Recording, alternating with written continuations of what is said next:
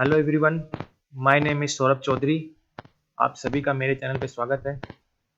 आशा करता हूँ आप बहुत अच्छे होंगे। तो आज हम अपना न्यू टॉपिक शुरू कर रहे हैं। ये इंजीनियरिंग मैकेनिक्स का एक नया टॉपिक है जिसका नाम है वर्चुअल वर्क मेथड। तो हम समझेंगे वर्चुअल वर्क मेथड को, एग्जांपल के थ्रू भी समझेंगे, उससे बेटर में समझ आएगा वो। तो चलिए शुरू करते हैं अपना टॉपिक। सबसे पहले इंट्रोडक्शन, क्या चीज़ है वर्चुअल वर्क।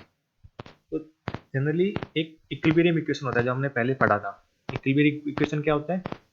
जैसे कि एक्स एक्शन में फोर्स होते हैं सारे एफ एक्स, उसका समीशन जीरो हो। जो वाई डायरेक्शन में फोर्स होगा उसमें जो फोर्स लग रहे हैं एफ वाई, वो समीशन जीरो हो। ये एक इक्वेशन हो गई, ये दूसरी इक्वेशन हो गई। ऐसे ही किसी पॉइंट के अबाउट मूवमेंट लें अपन, तो वो मूवमेंट भी जीरो हो। तो ये हो गई इक्विलिब्रियम इक्वेशंस। अगर अपन इन इक्विलिब्रियम इक्वेशंस का यूज करके सॉल्व करें अपने पूरे जो अपना प्रॉब्लम है, तो ये मेथड अपन जनरली यूज करते हैं। और ये मेथड क्या है, बहुत लंबा टाइम कंज्यूमिंग होता है। क्योंकि इस मेथड में क्या होता है, अपन हर इक्विलिब्रियम इक्वेशन यूज करेंगे तो जो जो भी अननोन है सब अननोन अपन को निकालने पड़ेंगे अपन को सॉल्व करने के लिए। जनरली मेथड है, ये मेथड आप कभी भी यूज कर सकते हैं, पर ये थोड़ा टाइम कंज्यूमिंग है। इसी मेथड को बेस्ड बनाते हुए कुछ सब कैटेगरी होती हैं, उसी में से एक है अपनी वर्चुअल वर्क मेथड। तो वर्चुअल वर्क मेथड में क्या है, ये मेथड कब यूज होता है? जब फ्रिक्शन एब्सेंट होता है। सबसे इंपॉर्टेंट चीज है, फ्रिक्शन इज एब्सेंट, तब ये मेथड यूज होता है। और ये मेथड जल्दी आपको सॉल्यूशन देगा कंपेयर टू, किसके कंपेयर में? इक्विलिब्रियम इक्वेशन में। पर्टिकुलर केसों में ऐसा नहीं कि आपके हर केस में यही मेथड जल्दी यूज करेगा। कई केसों में आपको virtual work method time consuming ज्यादा होगा इसके बजाय, इक्विलिब्रियम इक्वेशन के बजाय। पर जो सब कुछ कैटेगरी होती है, कुछ जनरल कुछ स्पेसिफिक कैटेगरी होती हैं, जो मतलब कुछ स्पेसिफिक प्रॉब्लम्स होती हैं जिसको अपन वर्चुअल मेथड से अपन बहुत जल्दी सॉल्व कर सकते हैं, इसलिए अपन ये मेथड यूज करते हैं। तो पहले हम समझते हैं बेसिकली क्या है मेथड, कैसे यूज होता है, फिर हम देखेंगे कौन सी कैटेगरी में ये बेसिकली यूज होता है। अभी अपन जनरली यूज करेंगे, जिसमें जहाँ पे अपन इक्विलिब्रियम इक्वेशन भी इजीली यूज कर सकते हैं, पर हम समझने के लिए स्टार्टिंग में। फिर हम देखेंगे कौन सी कैटेगरी जहाँ पर अपन उससे अपन जल्दी सॉल्यूशन ला सकते हैं वर्चुअल वर्क मेथड्स। तो ये ज्यादातर यूज कब होता है वर्चुअल वर्क मेथड? जब कोई एक एक्सटर्नल फोर्स निकालना हो, केवल एक कपल का निकालना हो उस प्रॉब्लम में, केवल केवल एक एक्सटर्नल फोर्स निकालना है, बाकी कुछ नहीं निकालना है, या फिर एक कपल निकालना है, या फिर कोई डिस्टेंस निकालनी है कि इतनी डिस्टेंस है ये अपन को, या कोई एंगल बताना है कि एंगल क्या है उस प्रॉब्लम में।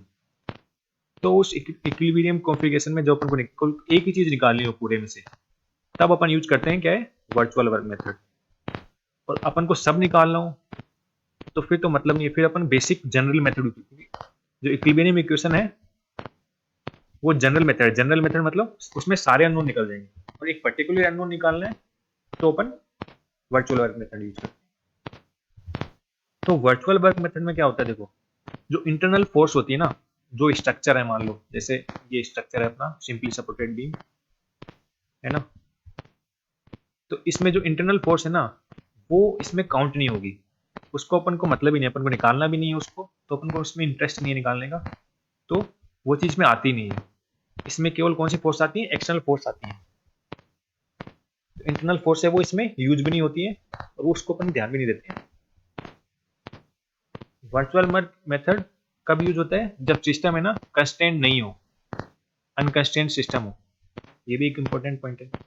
तो बेसिकली अपने क्या क्या पता चला कब यूज होता है, क्या तीन बेसिक कंडीशन चाहिए होती है अपन को। एक तो फ्रिक्शन एब्सेंट होना चाहिए।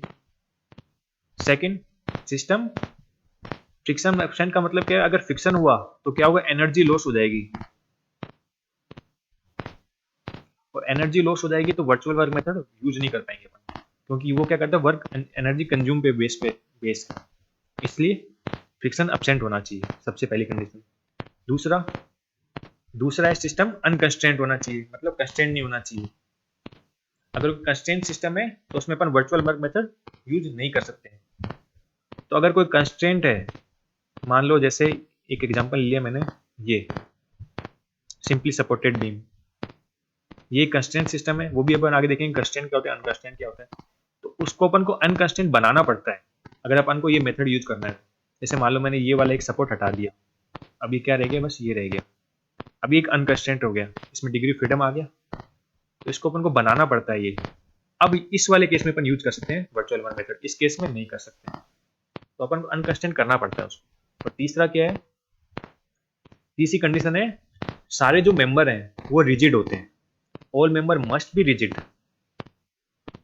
तो इससे अपन क्या पता चला, मान लो कोई स्प्रिंग आ रही है, स्प्रिंग से जुड़ा हुआ है अपना कोई, है ना, तो इस स्प्रिंग को अपन को रिप्लेस करना पड़ेगा,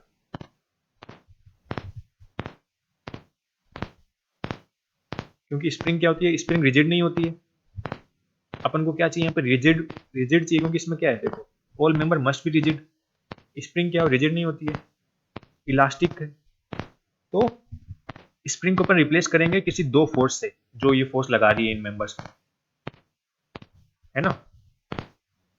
मान लो ये मेंबर 1 है, स्प्रिंग मेंबर 2 थी, ये 3 है, तो ये 1 और ये 3 तो है ही, अब यहाँ पे 2 और एक 4 ये एक्स्ट्रा आ गए, है ना, क्योंकि अपन को रिजिड से रिप्लेस करना पड़ेगा, और रिप्लेस करते टाइम जो फोर्स वो स्प्रिंग इन दोनों मेंबर पे लगा रही है वो सेम मेंबर लगाएगी, तभी तो इसका मतलब 3 इंपॉर्टेंट पॉइंट कौन कौन से हैं, फ्रिक्शन एब्सेंट होना चाहिए, सिस्टम नॉन कंस्ट्रेंट होना चाहिए, अनकंस्ट्रेंट, और सारे मेंबर जो होते हैं वो रिजिड होने चाहिए। ये 3 इंपॉर्टेंट पॉइंट है किसी भी टाइम जब अपन वर्चुअल वर्क मेथड यूज करना चाहते हैं। तो अपन एक चीज बार बार अपने आ रहा है, कंस्ट्रेंट अनकंस्ट्रेंट, कंस्ट्रेंट अनकंस्ट्रेंट, पर ये होता क्या है, कंस्ट्रेंट सिस्टम कौन सा होता है, जो सिस्टम फिक्स होता है। इसका मतलब बेसिकली अपन किसी भी सिस्टम को डिफाइन करते हैं डिग्री ऑफ फ्रीडम से।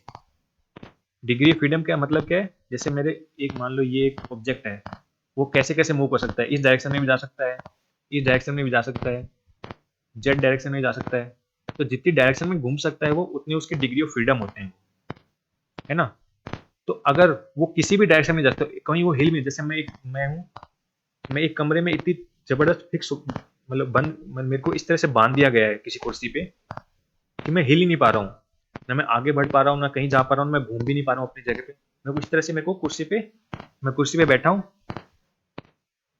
और मेरे को यहाँ पे कुर्सी पे उन्होंने बांध दिया है, और इस तरह बांध दिया कि मैं हिल नहीं पा रहा हूँ। तो इसका मतलब क्या है, मैं उस कुर्सी पे फिक्स हो गया हूँ, अब मैं कहीं भी नहीं जा सकता हूँ, ना तो मूव कर सकता हूँ ना ही रोटेट कर सकता हूँ, मतलब ना तो लीनियर किसी डायरेक्शन में आगे जा सकता हूँ ना पीछे जा सकता हूँ, साइड में भी मूव नहीं कर सकता, और ना ही मैं रोटेट कर सकता हूँ अपनी जगह पे। तो इसका मतलब क्या हो गया, इसका मतलब हो गया मैं अपनी एक जगह पे फिक्स हो चुका हूँ। तो इसी को बोलते हैं कंस्ट्रेंट सिस्टम, मतलब मैं एक जगह फिक्स हो गया, मेरा जो डिग्री ऑफ फ्रीडम है, जो मेरे मूवमेंट है वो कहीं भी नहीं है, मतलब जीरो है। और अगर जीरो से ज्यादा हो, मतलब 1 2 कितने भी हो, तो वो होता है अनकंस्ट्रेंट सिस्टम। मान लो मैं इस कुर्सी पे बैठा था, है ना, पर मैं एक डायरेक्शन में मूव कर सकता हूँ, मान लो आगे जा सकता हूँ, बाकी जगह नहीं जा सकता, पर एक आगे जा सकता हूँ, या फिर केवल रोटेट ही कर सकता हूँ एक। जीरो से ऊपर जितने भी हो, मान लो 1 हो या 2 हो या 3 हो, कितने भी मूवमेंट हो, पर अगर जीरो से ज्यादा मूवमेंट है ना, तो इसका मतलब हो गया अनकंस्ट्रेंट है। कंस्ट्रेंट से मतलब आप सीधा फिक्स से समझ लो, फिक्स मतलब एक जगह फिक्स हो गया वो, और कहीं हिल ही नहीं सकता वो। और अनकंस्ट्रेंट से मतलब हो गया कहीं हिल सकता है, मूवमेंट दे सकता है। क्लियर भाषा में सिंपल तरीके से अपन समझते हैं तो ऐसे समझ सकते हैं, और आपको टेक्निकल वर्ड में समझना है तो डिग्री ऑफ फ्रीडम से समझ सकते हो। जीरो डिग्री ऑफ फ्रीडम है तो कंस्ट्रेंट सिस्टम है, और अनकंस्ट्रेंट सिस्टम है तो सिंगल या फिर मल्टी डिग्री ऑफ फ्रीडम है। अगर कोई आपको टेक्निकल में पूछे तो इस तरह से बताओ। किसी आम भाषा में समझना है तो मतलब एक बंदा फिक्स हो गया है, वो अपनी जगह से हिल भी नहीं पा रहा है, कहीं मूव नहीं कर सकता, वो अपनी जगह से पोजीशन को अपने आप खुद को घुमा भी नहीं सकता उसी जगह पे, तो वो हो गया एक कंस्ट्रेंट सिस्टम। क्लियर। अब अब अपन इसकी बेसिक टर्मिनोलॉजी समझते हैं, क्या होता है। जो अपन वर्चुअल वर्क मेथड पढ़ेंगे तो उसमें अलग अलग टर्मिनोलॉजी आएंगी, वो अपन समझते हैं। सबसे पहले पढ़ते हैं वर्चुअल डिस्प्लेसमेंट। वर्चुअल डिस्प्लेसमेंट क्या होता है, कोई सिस्टम है अपने पास, कोई स्ट्रक्चर है, अब अपन को इसको, उस स्ट्रक्चर को अपन ने थोड़ा सा मूव कर दिया। मान लो मेरे ये सिंपली सपोर्टेड बीम की ही बात करते हैं अपन, अभी तो ये कंस्ट्रेंट है, तो ये इसमें वर्चुअल वर्क मेथड वर्क ही नहीं करेगा। इसको अपन ने अनकंस्ट्रेंट बनाया, अनकंस्ट्रेंट मतलब इसको रिमूव कर दिया, इसको रिमूव कर दिया, अब ये होगा अनकंस्ट्रेंड, ये मूव कर सकता है ना इस डायरेक्शन में से। अब तो हो गया ये, इसको अपन इस पे अपन वर्चुअल वर्क मेथड यूज कर सकते हैं। तो अब इसमें क्या करेंगे, हल्का सा अपन इसको डिस्प्लेस कर देंगे। मान लो ये वाला अपन ने ऐसे मूव करा दिया, ये डॉट डॉट है, मतलब ये जो अभी अपन इस पोजीशन में है वो इस पोजीशन में आ गए, डॉट डॉट वाली जो ये बनाया है मैंने, इस पोजीशन में अपन आ चुके हैं। तो इसका मतलब क्या, अपन हल्का सा इसको डिस्प्लेस कर दिया है। ये इतना छोटा डिस्प्लेसमेंट होता है कि अपन उसको अपन ऐसे बोल नहीं सकते कि हाँ वर्ड डिस्प्लेस हो गया है, पर ये वर्चुअली डिस्प्लेस होता है, मतलब बहुत कम डिस्प्लेस होता है, इसलिए अपन इस डिस्प्लेसमेंट को क्या बोलते हैं, वर्चुअल डिस्प्लेसमेंट, है ना। तो ये वर्चुअल डिस्प्लेसमेंट को अपन कैसे डिफाइन करते हैं, इसको डिफाइन करते हैं अपन डेल्टा एस। ये देखना, डेल्टा एस, डीएस से मत कर देना, डीएस भी होता है बहुत छोटा, जब मूवमेंट होगा तो अपन डीएस से लिखते हैं ना, डिफरेंशिएशन में करते हैं जब बहुत छोटा मूवमेंट होता है तो उसको अपन लिखते हैं डीएस। पर ये अगर डीएस लिखोगे तो वो गलत हो जाएगा। वर्चुअल डिस्प्लेसमेंट मतलब डेल्टा एस, ये वाला, ये डेल्टा एस, क्लियर। तो ये हो गया अपना वर्चुअल डिस्प्लेसमेंट। और ये वर्चुअल डिस्प्लेसमेंट सेम वर्क करता है एज ए डिफरेंशियल जैसे वर्क करता है। मतलब क्या है, मतलब जैसे अपन जानते हैं x इज इक्वल टू, मान लो दिया हुआ है l cos थीटा, तो इसका डिफरेंशिएशन करें dx, तो वो कितना हो गया, minus l sine theta d theta, ये हो गया ना डिस्प्लेसमेंट। ये सेम जैसे डिफरेंशिएशन हो रहा है ना, वैसे ही वर्चुअल डिस्प्लेसमेंट हो जाएगा। मतलब डेल्टा एस जो होगा वो होगा minus l sine theta delta theta, है ना। ये सेम प्रिंसिपल पे वर्क कर रहा है, पर अपन उसको ds नहीं लिख सकते हैं। अगर वर्चुअल डिस्प्लेसमेंट लिखते हैं तो ds लिखोगे तो वो गलत हो जाएगा, डेल्टा एस लिखोगे तभी वर्चुअल डिस्प्लेसमेंट होगा। ये क्लियर रखना माइंड में, इसमें कंफ्यूज मत हो, क्लियर। अब आता है एक point, active and constraining force. दो टाइप की फोर्सेस लगती हैं इसमें वर्चुअल वर्क में। एक्टिव फोर्स क्या होती है, एक्टिव फोर्स होती है जो एक्सटर्नल फोर्स, देखो इसमें एक चीज अपन ने पहले ही पढ़ चुके हैं कि इंटरनल फोर्स जो होती है वो तो अपन काउंट ही नहीं करते हैं, मतलब वो अपने कोई इंटरेस्ट नहीं होता तो अपन देखते भी नहीं उसको। तो जो इंटरनल फोर्स है वो तो है ही नहीं इसमें, केवल फोर्स कौन सी, एक्सटर्नल फोर्स है ना। तो एक्टिव फोर्स कौन सी होगी, जो force external force including gravitational force, ये वाली ग्रेविटी के कारण जो फोर्स लग रही है वो फोर्स भी इंक्लूड करेंगे, उसको कहते हैं अपन एक्टिव फोर्सेस, क्लियर। और कंस्ट्रेनिंग फोर्स क्या होती है, कंस्ट्रेनिंग फोर्स होती है जो सपोर्ट रिएक्शन होती है। जैसे यहाँ पे अपनी फोर्स लग रही है, इसको हटा के अपन रिएक्शन लगाएंगे ना, ये, तो ये क्या हो गई, सपोर्ट रिएक्शन हो गई। तो ये सपोर्ट रिएक्शन क्या होती है, कंस्ट्रेनिंग फोर्स, और इसको कभी कभी रिएक्टिव फोर्स भी बोलते हैं। तो रिएक्टिव फोर्स और कंस्ट्रेनिंग फोर्स दोनों सेम है, और ये कौन सी होती है, सपोर्ट रिएक्शन वाली।